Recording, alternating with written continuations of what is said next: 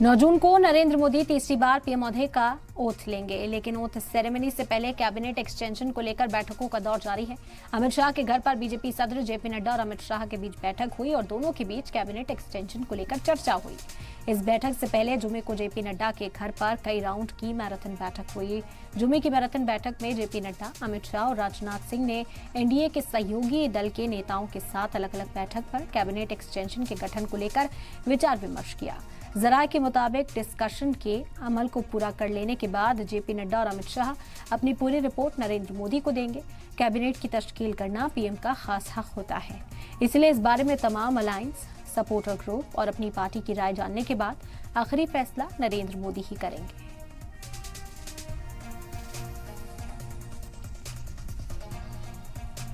बिहार में central cabinet में कौन कौन शामिल होगा, इसका फॉर्मूला एनडीए के मकामी नेताओं ने तैयार कर लिया है। जराये की माने तो बिहार से जेडीयू और बीजेपी के बराबर बराबर वजीर बनाए जाएंगे। जराये की माने तो बीजेपी कोटे से जनार्दन सिंह सिंगरीवाल, राजीव प्रताप रूडी, गोपाल जी ठाकुर और नित्यानंद राय को वजीर बनाया जा सकता है, तो वहीं जेडीयू कोटे से ललन सिंह, सुनील कुमार, रामनाथ ठाकुर और दिलेश्वर कामत को वजीर बनाया जा सकता है, तो वहीं एलजेपी और हम से चिराग पासवान और जीतन राम मांझी को भी वजीर बनाया जा सकता है।